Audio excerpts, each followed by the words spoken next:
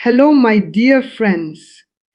Thank you for being here with me today.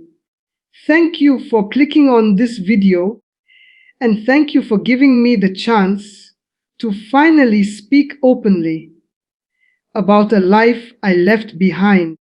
My name doesn't matter anymore because the person I used to be no longer exists, but what I am about to share is real, raw, and something I have carried in silence for many years.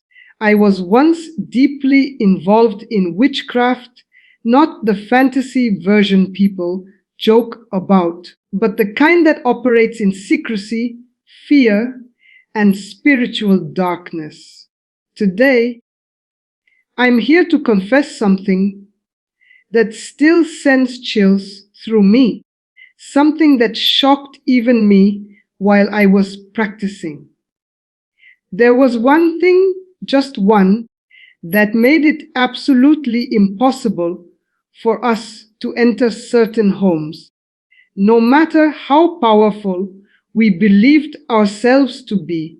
And once you understand what it is, you may never see your own home the same way again. I didn't become a witch overnight, and I didn't start with evil intentions either. Like many, I was drawn in by curiosity, pain, and a desperate need for control over my life. The practices began subtly with rituals that promised protection, success, and hidden knowledge. Over time, I was initiated into deeper circles, places where the rules were strict and the consequences terrifying. We learned how to influence people, how to manipulate spiritual doors, and how to gain access to spaces most people don't even realize exist. Homes, especially, were important to us because a home carries spiritual authority. Some homes were easy, almost welcoming, while others felt like solid walls we could never pass through, no matter what we tried. I remember the first time I was assigned to observe a house we could not enter. From the outside, it looked ordinary, nothing special, no symbols, no visible protections, no warnings. Yet the moment I tried to spiritually approach it, I felt an intense pressure, like being pushed back by an invisible force. My chest tightened, my thoughts scattered, and fear rushed through me in a way I had never experienced before. I reported it to my mentor, expecting to be taught a stronger method, but instead he went silent. That silence told me everything. This wasn't a challenge to overcome. This was a boundary we were forbidden to cross. In our circles, we talked openly about homes that were spiritually open. These were places filled with unresolved anger, constant conflict, addictions, and despair. Such environments made our work easy, almost effortless. Darkness recognizes darkness, and entry was smooth. But then there were homes that felt alive with something else, something that burned without flames. We couldn't see it, but we felt it. Our rituals failed near these houses. Our tools became useless. Even our dreams warned us to stay away. It was as if stepping closer meant risking not just failure, but complete spiritual collapse. What shocked me the most was that these protected homes didn't belong to perfect people. They weren't free of problems, pain, or struggles. Some were messy, loud, and imperfect. Yet they carried a presence that terrified us. That's when I began to notice the pattern, the single common thread among all the homes we could never enter. It wasn't wealth. It wasn't religious symbols on the walls. It wasn't special objects or charms. It was something far simpler, yet far more powerful. And once I understood it, my entire belief system began to crack. You see, in witchcraft, we are taught that intention shapes reality, but intention alone is fragile. What truly blocks darkness is authority, not borrowed authority, but real spiritual authority. These homes carried authority that didn't come from rituals or spells. It came from something living, something active. When we approached, we felt exposed, as if every hidden thing inside us was suddenly visible. That kind of exposure is unbearable in darkness because darkness survives in secrecy. The closer we came, the more powerless we felt until retreat became the only option. There were times when curiosity got the better of me, and I tried to override the warnings.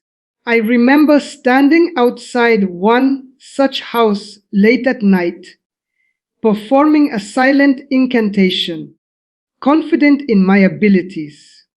Halfway through, my voice failed me. My mind went blank. A deep sense of dread flooded me, and I felt an overwhelming urge to leave immediately. That night, I had nightmares of being chased, stripped of power, and consumed by light so intense it burned. When I woke up, I knew I had crossed a line I was never meant to touch. Inside our group, we never mocked these houses. We feared them. They represented something we couldn't corrupt, something that didn't respond to manipulation. We referred to them as sealed, though we never openly discussed what sealed them. Fear kept us quiet. Asking too many questions could get you isolated or worse. Still, whispers spread, and those whispers all pointed to the same truth. These homes were occupied by something greater than any force we served, something that actively resisted us without effort. Over time, I started paying attention not just to the houses, but to the people inside them. There was a peace about them even when life was hard, a sense of grounding. Their words carried weight. Their presence felt steady. They weren't afraid, even when they didn't know what they were protected from. That's when the realization hit me like a thunderbolt. The one thing we could never enter a home that had was not an object, not a symbol, but a presence that lived and moved within those walls every single day. That realization terrified me more than any ritual gone wrong. It meant everything I believed about power was incomplete, maybe even false. If such protection existed without spells, without sacrifices, without secret knowledge, then what did that say about the path I was on? The fear I felt wasn't just fear of the unknown, but fear of the truth. Because once you glimpse real authority, false power loses its shine, and you can never unsee it. As my doubts grew, so did the risks. Questioning things made me vulnerable. Vulnerability in witchcraft is dangerous. Yet I couldn't ignore what I had learned. That one thing, that living presence within those homes, wasn't passive. It was active, watchful, and unwavering. It didn't need to attack us. Its mere existence was enough to stop us completely. And the more I understood that, the more I realized how desperately people need to know this truth. I began secretly testing my understanding, observing from a distance, connecting dots. Every home we couldn't enter shared the same spiritual atmosphere, regardless of location or culture. It crossed boundaries we believed were absolute. That alone should tell you how powerful it was. It wasn't confined to tradition or language. It wasn't summoned. It was welcomed. And once welcomed, it claimed the space entirely. Leaving witchcraft wasn't easy, and it wasn't safe. But knowing what I know now, I had no choice. I had seen the limits of darkness, and I had seen what it feared the most. Fear reveals truth if you're brave enough to listen. And the truth is this: darkness is not as powerful as it pretends to be. There is something it cannot imitate, cannot breach, and cannot destroy. As I stepped away from that life, the memories haunted me. Faces, rituals, warnings, all replayed in my mind. But stronger than all of that was the image of those homes. Quiet, unassuming, yet completely untouchable. They stood as silent testimonies to a power far beyond anything I ever practiced. And if you're listening to this right now, there's a reason. Because what protected those homes is available, and it is real. I'm not sharing this to scare you, but to awaken you. Too many people live unaware of the spiritual realities around them, thinking danger only comes in visible forms. What I learned is that true protection doesn't scream. It doesn't show off. It simply stands, and darkness steps back. That's the kind of protection everyone deserves. Before I reveal the one thing that made us powerless, I want you to understand something very important. In witchcraft, fear is a tool, but there is a difference between fearing danger and fearing truth. What we felt near those homes wasn't panic, it was recognition. Recognition that we were not in control. That something far greater had already claimed that space. When you've spent years believing you hold secret knowledge, coming face to face with something untouchable is deeply unsettling. It shakes your identity, your confidence, and your loyalty to the path you're on. The one thing we could never enter a home that had was the active presence of God, not as a concept, not as a decoration, but as a living authority invited daily through prayer, faith, and surrender. I know how that may sound to some of you, especially if you've been taught to see faith as weak or symbolic. I believed that too. But in practice, nothing was stronger. Homes where God was genuinely welcomed were sealed in a way no spell could undo. We didn't face resistance, we faced absolute denial of access. You see, darkness operates on permission. That's a truth most people don't realize. We could only enter where doors were left open, spiritually speaking. Fear, hatred, unforgiveness, pride, these were invitations. But sincere faith, spoken aloud, lived out, and reinforced daily, closed those doors completely. When people prayed in their homes, not out of habit, but out of belief, it changed the atmosphere. It established authority we couldn't challenge. We felt it in the air. Our thoughts became heavy. Our focus scattered. Rituals lost coherence. It was as if our connection to our own power source was cut off the moment we crossed an invisible boundary. That's because it was.